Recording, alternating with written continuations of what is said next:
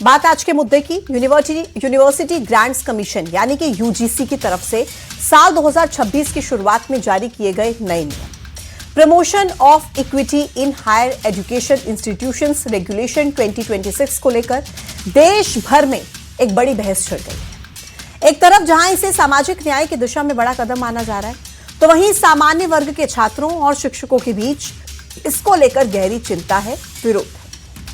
उच्च शिक्षा संस्थानों में जातिगत भेदभाव को रोकने के उद्देश्य से यूजीसी ने हाल ही में नए रेगुलेशन लागू किए, जिसको लेकर दिल्ली से लेकर एमपी समेत यूपी में स्वर्ण वर्ग का प्रदर्शन देखने को मिल रहा है। यूनिवर्सिटी और कॉलेज में जातिगत भेदभाव को रोकने के लिए शुरू हुई ये कवायद आखिर क्यों सियासी विवाद की शक्ल ले रही है? उधर केंद्रीय मंत्री धर्मेंद्र प्रधान ने साफ कर दिया कि नए नियमों पर भ्रम फैलाया जा रहा है। आखिर कौन है जो नए रूल्स पर इस तरह की स्थिति बना रहा है? सबसे पहले आपको दिखाते हैं एक रिपोर्ट।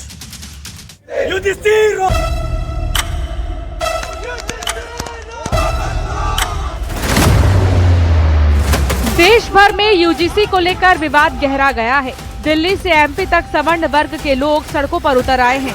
नई दिल्ली में यूजीसी हेडक्वार्टर के बाहर सुरक्षा बढ़ा दी गई है।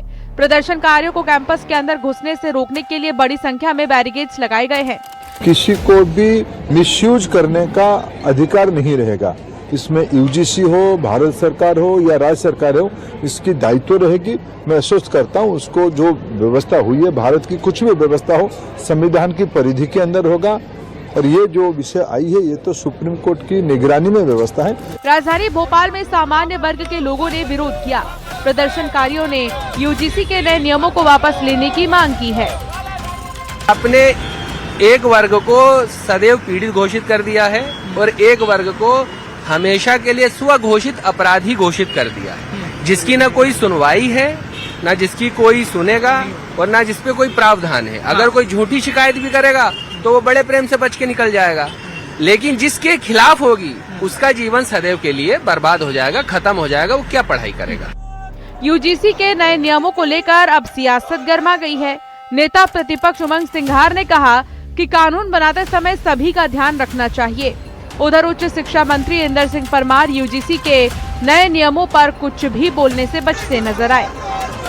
हर समाज, हर वर्ग अपनी अपनी बात कह रहा है। मैं समझता हूँ कि इस देश में हजारों जनजातियां हैं, जातियां हैं, भाषाएं हैं, सबको लेके एक मैं समझता हूँ कि सर्वदलीय इस पे चर्चा होना चाहिए। उसके बाद इस पे फिर बात होना चाहिए। अतिथि शिक्षकों के लिए इसको रेगुलर करने के लिए समिति बनाई गई थी, जिसे अपना रिपोर्ट पेश करनी थी। अभी तक नहीं समिति काम कर रही है। यूजीसी को लेकर लगातार विरोध आ रहा है। कांग्रेस पहले कर रही थी, अब बीजेपी के भी नेताओं इस तरह की पोस्ट कर रहे हैं। हो गया। फिलहाल देश में यूजीसी के नए नियमों को लेकर गदर मचा हुआ है। एक सवर्ण वर्ग है जो सड़क पर उतर आया है, दूसरी तरफ अब सियासत भी तेज हो गई है।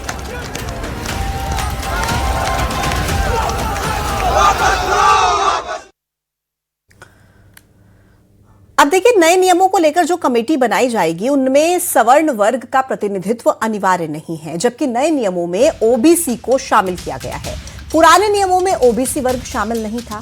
यहीं से विवाद की कहानी शुरू होती है और इसी को लेकर सवर्ण वर्ग का कहना है कि क्या सामान्य वर्ग को शिकायत से पहले ही दोषी ठहरा दिया जाएगा?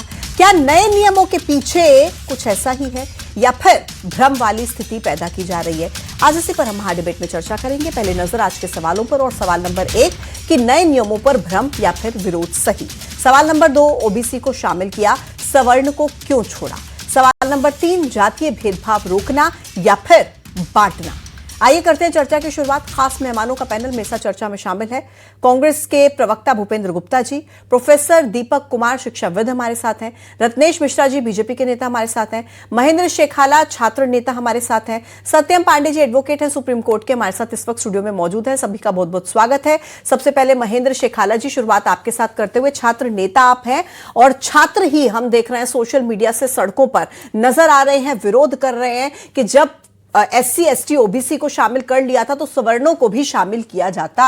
ये तो बांटने का काम हो गया। क्या कहेंगे आप इन नए नियमों को लेकर? देखिए, यूजीसी की जो प्रमोशन ऑफ इक्विटी का नया जो अभी अधिनियम ला रही है, निश्चित रूप से वो उसका उद्देश्य जो है वो गलत नहीं है कि कहीं न कहीं कॉलेज में, कैंपसेस में इस तरह का जातीय दुराग्रह पूर्ण जो भेदभाव होता है उसको रोकना ठीक बात है।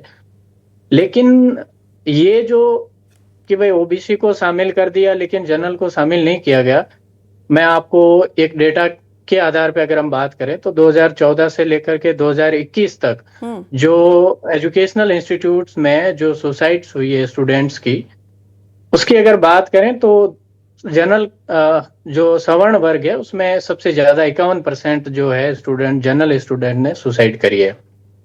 तो ऐसा नहीं है कि इस तरह का भेदभाव या इस तरह के दुर्भावनापूर्ण जो भेदभाव है उसका शिकार केवल SC ST या ओबीसी वर्ग के ही छात्र होते हैं।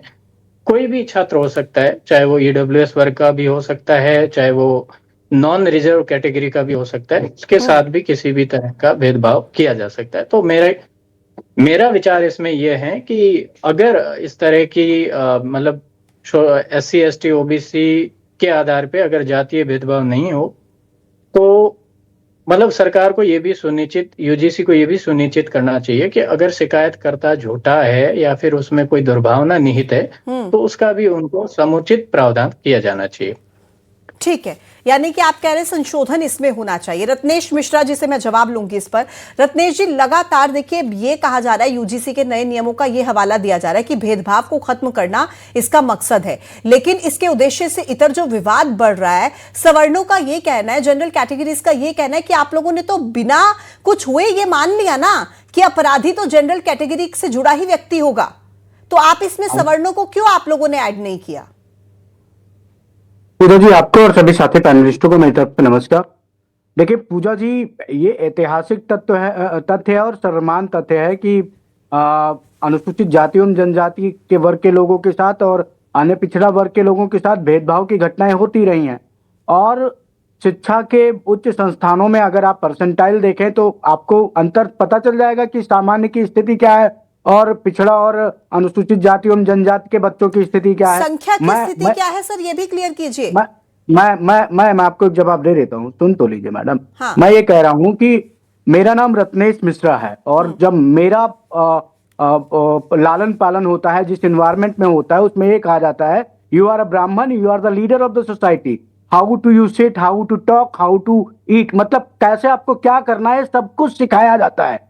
और उस एनवायरनमेंट का इफेक्ट होता है कि हम वेल मैनर्ड होते हैं और हमें उन सारी चीजों के बारे में एक बहुत सूक्ष्म स्तर से पता होता है जो ओबीसी या SC ST वर्ग के बच्चों को नहीं हो पाता है। उनके साथ नहीं होते सर, नहीं, वो सोशल स्ट्रक्चर है, जो सोशल कंसाइंस है, जो सोशल इन्वायरमेंट है, वो उनको नहीं मिल पाता। पूजा जी, इसको हमें एक्सेप्ट करने में कोई भी इफ एंड बट नहीं होना चाहिए। तो फिर तो मेरे गांव में सुनिए ना सर, आपके हिसाब से जो कैलकुलेशन आप दे रहे हैं, आप तर्क दे रहे हैं, फिर इस हिसाब से तो भेदभाव करने की स्थिति में वो ज्यादा है। जो वेल मैनर्ड है वो कैसे करेगा भेदभाव? वो क्यों करेगा भेदभाव? जो तमीजदार है, बचपन से सीख के आ रहा है, जिस सोसाइटी से आ रहा है, वो कैसे ये स्थिति पैदा कर देगा समाज में? अब मैं आपको एक जवाब दे देता हूँ। मैं अपने जीवन का एक तथ्य आपको देता हूँ। मेरा नाम रत्नेश मिश्रा और मेरे साथ एक मेरे घर पे एक बदलू चाचा काम करते थे, SC कैटेगरी के थे। उनका लड़का पढ़ता था राजेश कुमार, मैथमेटिक्स में सदैव वो मुझसे ज्यादा नंबर्स पाता था। आज उसकी स्थिति क्या है पूजा जी कि वो नरेला की एक चप्पल फैक्ट्री में काम करता है और मैं BSc मैथमेटिक्स पास हो गया।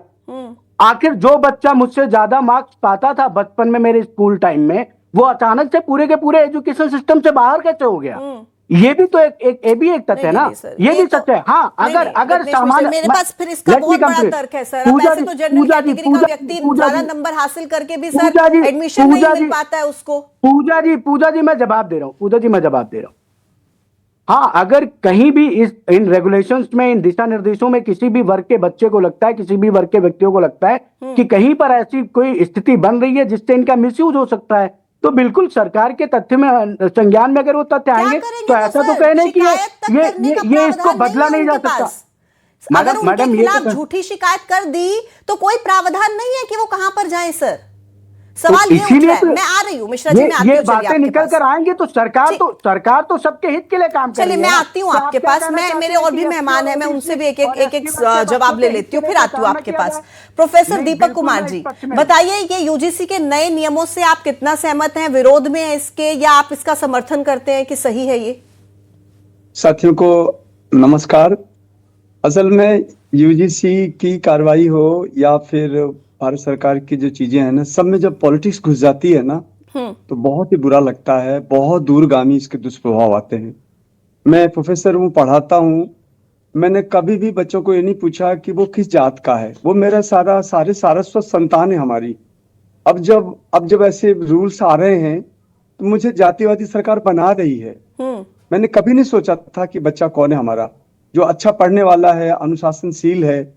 मुझे सच में नहीं पता मेरा बच्चा किस जात का है। लेकिन सरकार इतनी गलत कर रही है देश के साथ, वो लंबी लंबी बातें करती है, सारी वैज्ञानिकता के विचार को ध्वस्त कर रही है।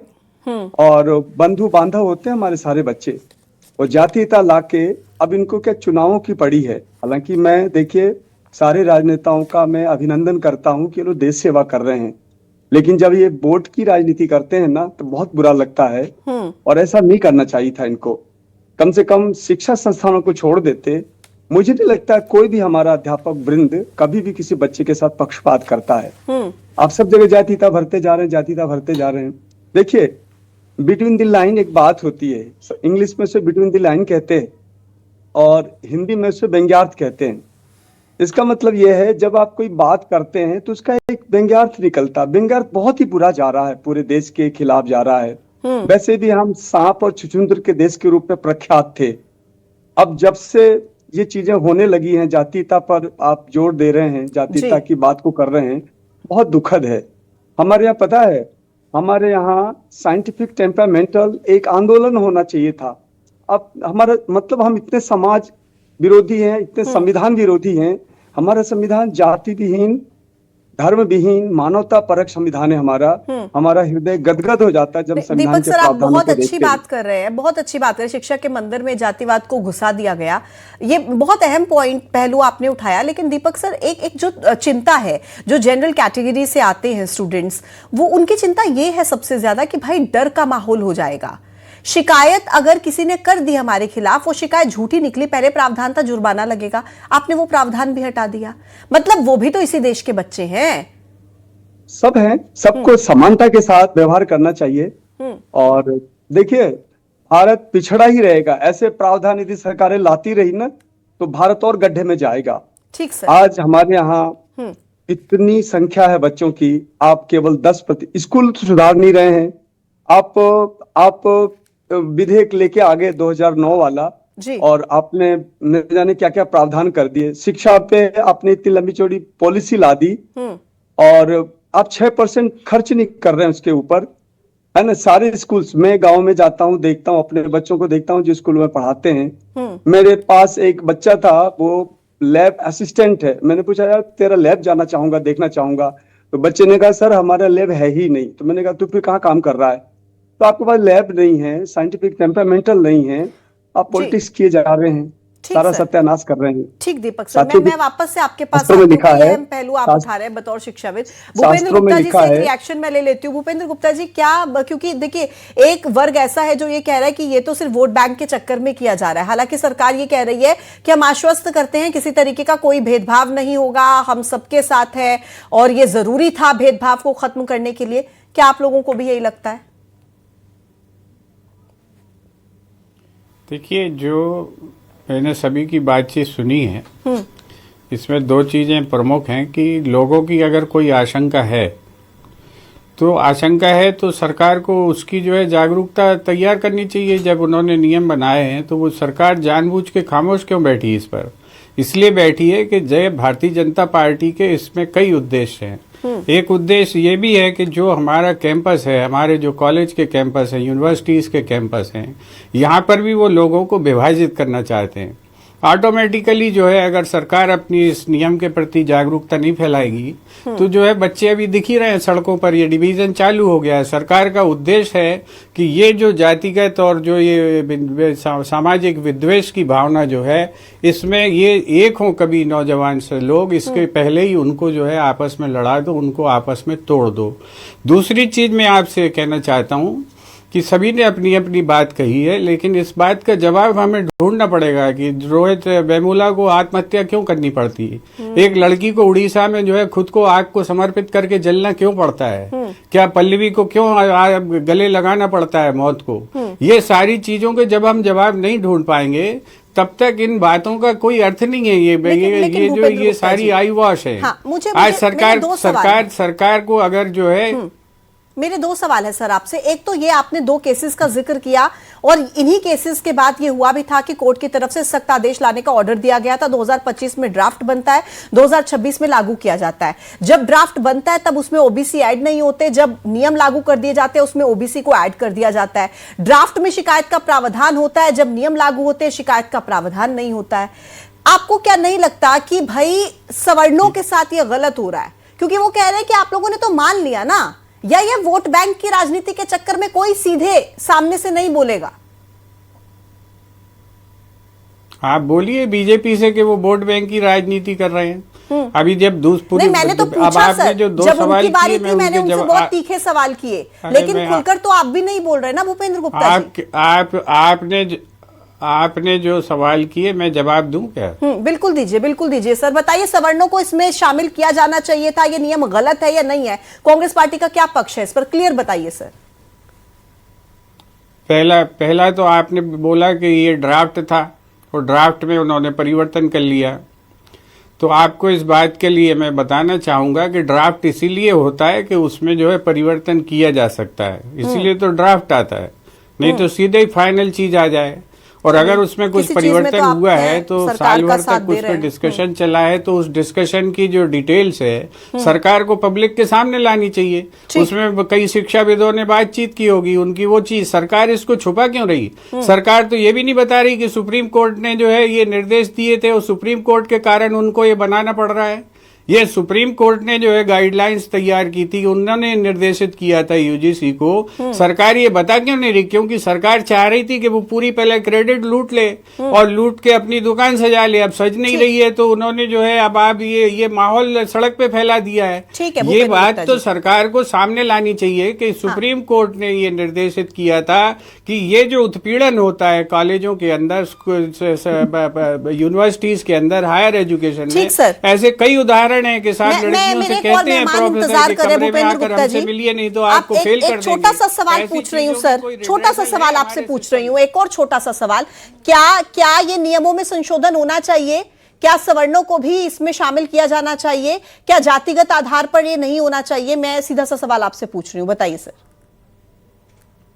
आपने एक जो सीधा सा सवाल पूछा था उसका उत्तर मुझे देने नहीं दिया कि इसमें जो है आप कह रही हैं कि इसमें शिकायत करने की कोई गुंजाइश नहीं है, और इसमें जो है कम से कम 4 लेयर्स की जो है कमेटी बनी हुई है। इसमें जो है फ्री जो किसी के खिलाफ अगर कोई शिकायत होती है और उसके खिलाफ कोई अगर डिसीजन कॉलेज की पैनल लेती है तो उसको जो है ओम्बड्समैन के पास अपील करने का अधिकार है। उसके लिए एमिकस देने का अधिकार है। अगर झूठी शिकायत किसी के खिलाफ होती है तो उसके पास कोई अधिकार नहीं है। लेकिन कम से कम चलिए आप किसी मुद्दे पर तो मुझे लग रहा है सरकार के साथ खड़े नजर आ रहे हैं। सत्यम पांडे जी बहुत देर से इंतजार कर रहे हैं। सत्यम पांडे जी, क्या लग रहा है आपको? क्योंकि कांग्रेस के प्रवक्ता को भी आप सुन रहे थे और बीजेपी के प्रवक्ता को भी आप सुन रहे थे, और आप वो पहले याचिकाकर्ता हैं जिन्होंने यूजीसी के नए रूल्स के खिलाफ अपनी शिकायत दर्ज कराई है। वोट बैंक की राजनीति आपको क्या लग रहा है कौन कर रहा है और क्यों हो रहा है ये सब कुछ? आज बीजेपी और कांग्रेस दोनों को सुन के ये लग रहा है इन लोगों ने जनरल कैटेगरी को मंदिर का वो घंटा बना लिया है जिसको जो है बजा के चला जाए। पहले कानून की जानकारी तो कर लो कि कानून में एक्चुअल क्या प्रावधान है, हमें क्यों मजबूर होकर सुप्रीम कोर्ट में रिट करनी पड़ी है। इस रेगुलेशन को बनाने वाले के मन में ये था कि जो जनरल कैटेगरी का बच्चा है, जो जनरल कैटेगरी का शिक्षक है, वो जातिवादी है और वो अपराधी है। इसका देखें पर्पज ये है कि यूनिवर्सिटी कैंपस से भेदभाव हटाना। भेदभाव कई तरीके के हैं, सारे का जिक्र है, on the basis of race, sex, religion, caste, birth of place, disability. लेकिन जो इसका सेक्शन 3C है, जिसकी वजह से आज हम रिट में हैं, वो ये है, वो बात करता है कास्ट बेस्ड डिस्क्रिमिनेशन की। कास्ट बेस्ड डिस्क्रिमिनेशन को डिफाइन करते हुए कहा है कि वो बच्चे जो ST, SC और OBC कम्युनिटी के हैं उनके अगेंस्ट डिस्क्रिमिनेशन। तो किसको छोड़ा आपने? जनरल कैटेगरी को।